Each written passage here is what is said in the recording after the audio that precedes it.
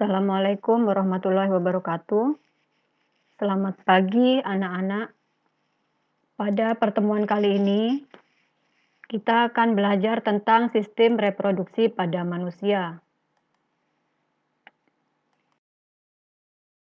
Sistem reproduksi pada manusia itu ada beberapa hal yang akan kita bahas. Yang pertama di sini ada pembelahan sel. Terus yang pembelahan sel.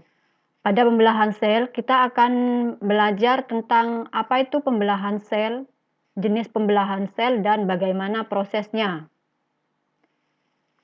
Yang kedua, struktur dan fungsi organ reproduksi laki-laki. Yang ketiga, struktur dan fungsi organ reproduksi perempuan. Terus yang keempat, tentang siklus menstruasi, fertilisasi, dan kehamilan. Ini terjadi pada wanita. Nanti kita akan membahas kenapa sih sewaktu wanita itu mengalami min, kenapa dia sering banget marah. Terus yang terakhir kita belajar tentang penyakit pada sistem reproduksi manusia. Sistem reproduksi pada manusia itu pada sebagian orang itu dianggap suatu hal yang tabu. Makanya perlu kita tekankan dari awal. Kita belajar sistem reproduksi pada manusia itu untuk belajar. Jadi tidak perlu beranggapan yang macam-macam. Kita tidak perlu malu-malu. Karena di sini kita belajar tentang sistem reproduksi supaya kita itu lebih paham. Supaya kita lebih tahu organ reproduksi yang kita miliki, bagaimana cara merawatnya, supaya kita tahu cara menjaga kesehatan reproduksi kita sendiri, itu yang paling penting.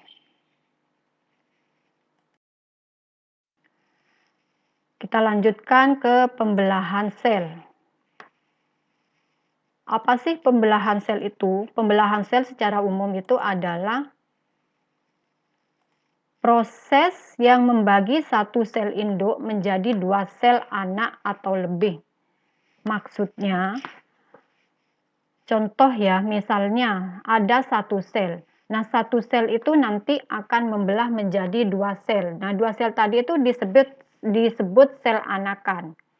Dari dua sel anakan itu nanti akan membelah lagi menjadi satu sel anakan sampai itu yang dua itu menjadi 4 sel anakan.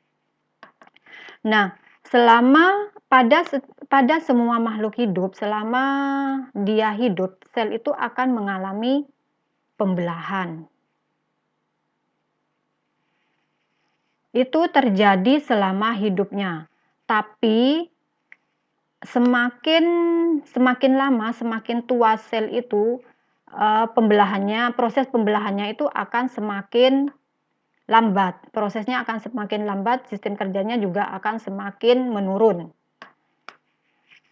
Selanjutnya, sel itu membelah tujuannya untuk apa? Yang pertama di sini untuk pertumbuhan.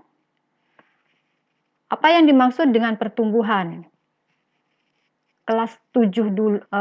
Pada waktu kelas 7 kalian sudah belajar tentang pertumbuhan. Pertumbuhan secara biologi itu artinya proses penambahan ukuran yang sifatnya tidak bisa kembali lagi atau yang disebut dengan irreversible. Contoh pertumbuhan di sini misalnya bertambahnya tinggi. Kalau kalian sudah tinggi, apakah mungkin kalian akan kembali ke pendek lagi? Tidak mungkin kan? Itu yang dinamakan dengan pertumbuhan. Kalau tidak terjadi pembelahan sel, maka tidak akan terjadi pertumbuhan. Tujuan yang kedua yaitu untuk perbaikan. Apa sih yang perlu diperbaiki? Yang perlu diperbaiki itu adalah sesuatu yang rusak. Apakah tubuh kita bisa mengalami kerusakan? Bisa. Misalnya kerusakan pada sel, kerusakan pada tingkat sel, kerusakan pada tingkat jaringan, ataupun kerusakan pada tingkat organ. Contoh kerusakan yang paling mudah kita amati yaitu luka. Contohnya luka. Luka itu adalah kerusakan yang yang perlu diperbaiki ya. Kita lihat pada saat terjadi luka atau pada saat kita mengalami luka, itu lukanya itu kadang akan sembuh dengan sendirinya walaupun tidak diobati. Kenapa hal itu bisa terjadi? Hal itu terjadi karena pada sekitar luka itu ada sel-sel yang membelah. Ada sel-sel baru yang tumbuh. Nah, luka tadi itu ditutup oleh sel-sel baru tadi, sel-sel yang baru membelah. Akhirnya luka itu menjadi kering. Buktinya kalau terjadi pembelahan sel, terjadi pertumbuhan sel yang baru, itu kita lihat pada bekas luka. Biasanya di daerah sekitar luka itu, di daerah sekitar bekas luka itu akan warnanya itu akan pucat. Itu menandakan kalau ada sel-sel baru yang tumbuh. Tujuan yang ketiga adalah reproduksi. Reproduksi itu perkembangbiakan, beranak. Nanti anaknya itu juga akan beranak lagi. Nah, tujuan dari sel mengalami pembelahan untuk yang reproduksi ini terjadi pada sel kelamin. Sel kelamin jantan dan sel kelamin betina, yaitu sel sperma sama sel telur. Kalau terjadi fertilisasi atau pembuahan, maka akan terjadi suatu kehamilan. Nah, nanti kita juga akan bahas tentang hal ini.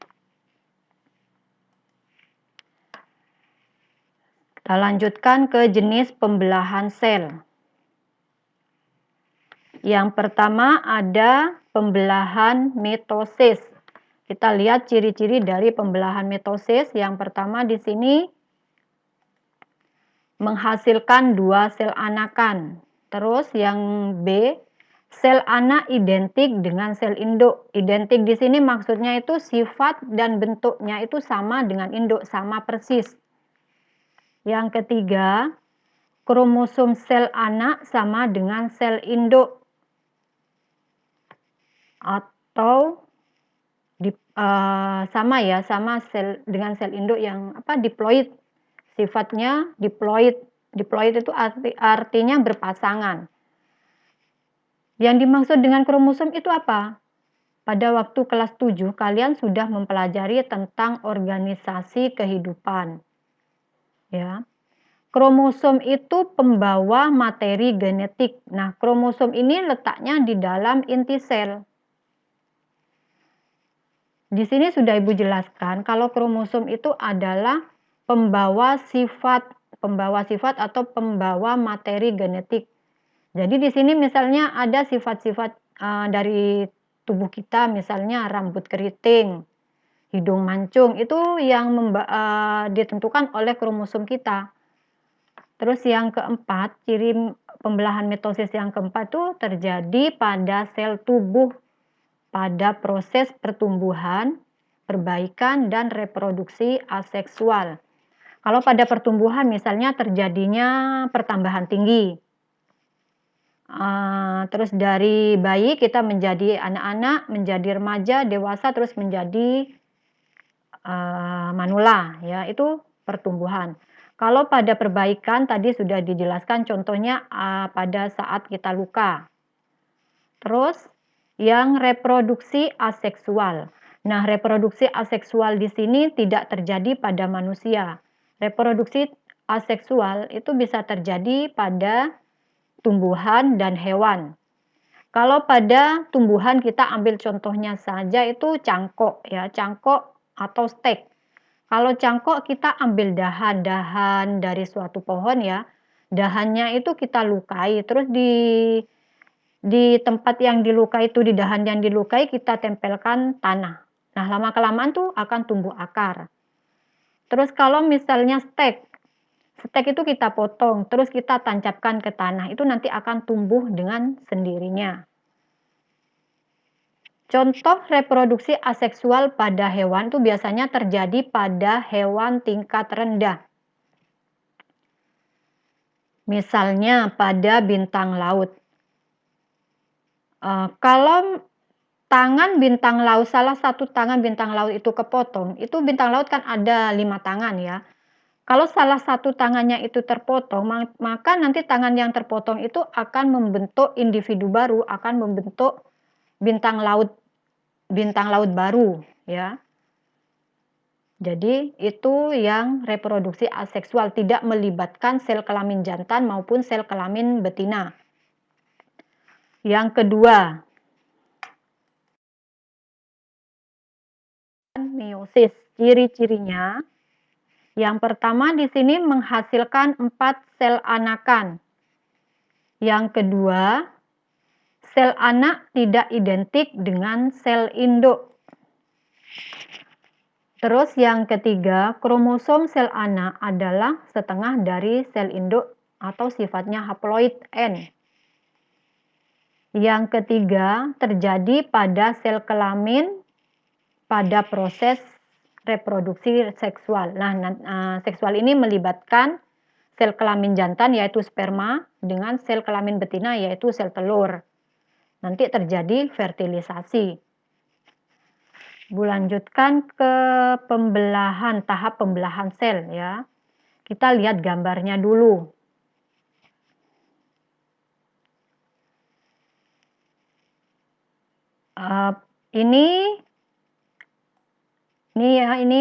Dulu kita pada waktu kelas 7 sudah belajar tentang sel. Tentang bagian-bagian sel. Nah, ini yang warna oranye ini adalah nukleus atau inti sel. Nah, di dalam inti sel ini ada kromosom. Kromosom tadi Ibu sudah jelaskan bahwa kromosom itu pembawa sifat, pembawa materi genetik. Nah, inti sel ini dilindungi oleh membran inti. Ya. Nah, di sekeliling membran inti ini ada organel-organel sel yang lainnya. Yang pertama di sini ada sitoplasma, ini ya. Sitoplasma. Sitoplasma itu berupa cairan. Cairan yang ada di sekitar inti sel. Nah, organel-organel lainnya ini melayang-layang di dalam sitoplasma. Ini ada aparatus Golgi. Terus di sini ada mitokondria, ada lisosom, sentrosom, dan retikulum endoplasma. Yang berperan sangat penting dalam pembelahan sel itu ada 2. Yang pertama adalah nukleus dan sentrosom. Ya, kita lihat proses. Yang pertama, pembelahan mitosis. Pembelahan mitosis di sini kita lihat gambarnya. Di sini pada tahap profase. Pada tahap profase ini yang pertama kromosom memadat dan menebal. Ini membran intinya. Kromosom ini terdiri dari 2 kromatid. 2 kromatid ya. Ini berpasangan sama ya, homolog. Terus di sini pada tahap profase ini sudah terlihat gelendong pembelahan atau benang-benang spindle. Setelah itu memasuki tahap metafase. Nah, ini kromosomnya sudah berjejer ya pada bidang pembelahan. Ini membujur ya. Sentrosomnya ini sudah ada di kutub masing-masing, sudah ada di kutub yang berlawanan. Gelendong pembelahannya sudah terbentuk. Ini sudah ada, sudah jelas. Terus selanjutnya kita akan memasuki Fase anafase. Ini kromatid yang sama, kromosom homolog tadi, ini memisah. Ya kan tadi di proses metafase ini masih bergandengan ya. Setelah memasuki anafase, kromosomnya ini akan melepaskan diri, memisah menuju ke kutub yang berlawanan. Nanti pada akhirnya, pada kutub yang berlawanan ini akan memiliki kromosom yang jumlahnya sama. Selanjutnya memasuki fase yang terakhir yaitu telofase. Ini kita lihat ya, membran inti mulai kembali bergabung. Ya, ini membran intinya. Ini sudah mulai bergabung ya. Kromosomnya sudah mulai merenggang. Dan di sini juga akan terbentuk cincin pembelahan. Ini namanya sitokinesis. Nah, nanti ini membelah menjadi 2 sel anakan yang sifatnya diploid atau 2N, sama dengan induknya. Lanjutkan ke pembelahan meiosis. Sebenarnya proses pada pembelahan meiosis itu sama dengan mitosis, cuma pada meiosis ini lebih panjang. Karena pada meiosis ini ada 2 tahap, ada tahap pertama dan tahap kedua.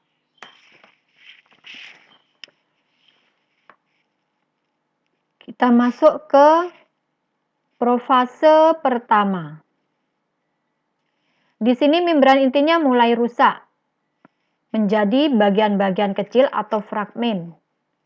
Sifatnya di sini profase ya, pada saat profase ini selnya masih bersifat diploid. Nah, pada saat profase 1 ini membran intinya rusak menjadi fragmen-fragmen dan terbentuk gelendong pembelahan atau benang spindle. Juga terjadi pindah silang. Setelah dari profase 1 akan memasuki metafase 1. Di sini sama dengan pada tahap mitosis. Kromosomnya berjejer pada bidang pembelahan. Selanjutnya pada anafase pertama. Masuk anafase pertama. Ini kromosomnya, kromosom homolog tadi memisah dan bergerak ke kutub-kutub yang berlawanan.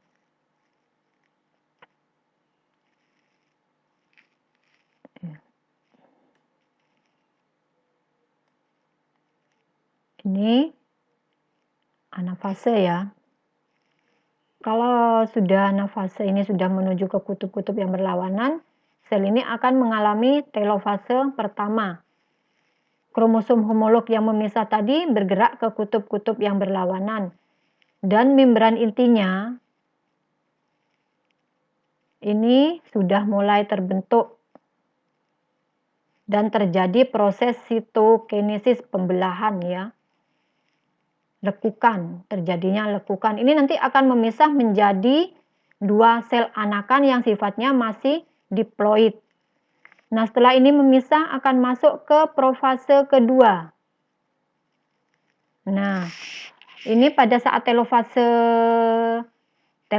ya, ini kan sudah membelah.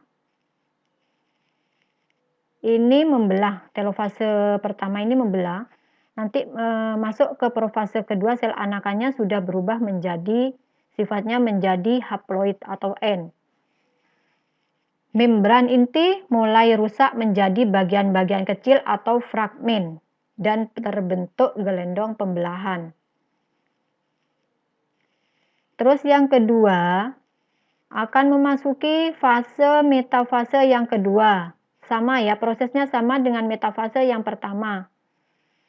Setelah masuk ke metafase kedua, ini akan ke anafase kedua. Selanjutnya masuk ke telofase kedua.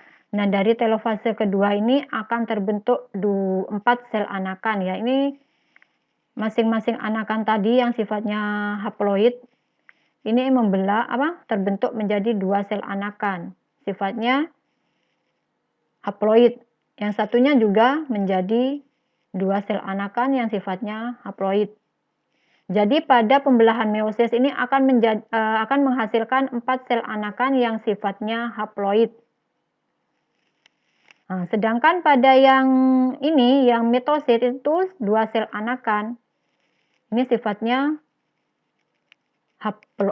diploid,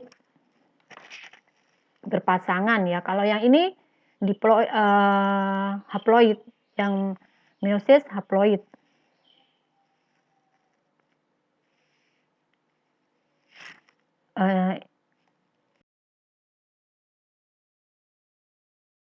Yang bisa Ibu sampaikan pada pertemuan kali ini.